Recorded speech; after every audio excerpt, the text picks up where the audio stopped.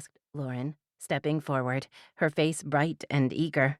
Erin nodded, and after Lauren had cleaned her hands, Lucian carefully passed the bundle to her, letting her have his vacated seat.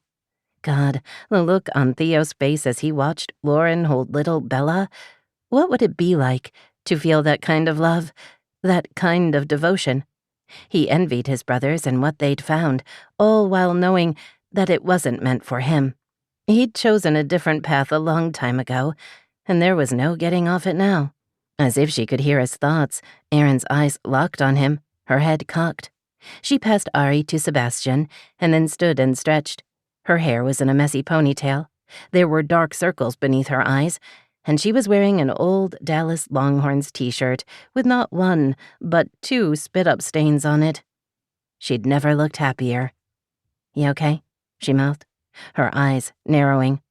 He nodded and slipped his hands into his pockets, but apparently Erin wasn't the only one who'd taken notice of his reaction to holding the baby. "You know," said Lauren softly, looking up at him as she stroked a finger down Bella's tiny nose, "you're the only single Prescott left." "Yes, thank you, I am well fucking aware."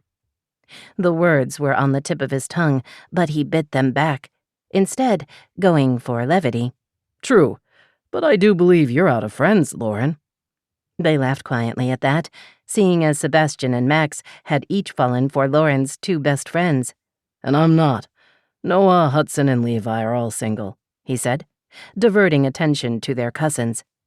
After both Theo and Sebastian had relocated to California, Theo had followed Lauren to Los Angeles so she could pursue her music career, and Sebastian had been hired as a snowboarding coach for Team USA, which meant that he and Kayla had moved to Lake Tahoe.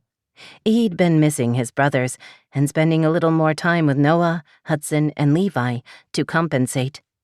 The only problem was that while his siblings knew the partial truth about who he was and how he operated, his cousins didn't, and he wasn't sure how they'd take it.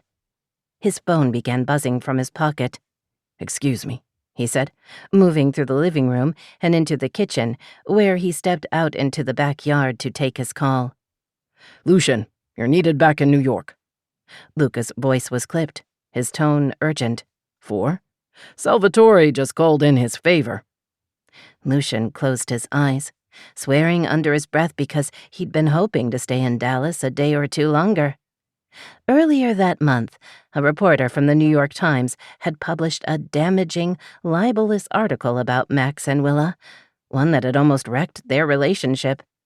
Needing to protect his family and exact a little revenge, let's be honest, Lucian had gone to Sal Perry, knowing that he had ties to the media, asking that the reporter be fired and her professional reputation destroyed. He'd come through, effectively ruining Kelly Palmer's career. But that was what happened when someone messed with his family.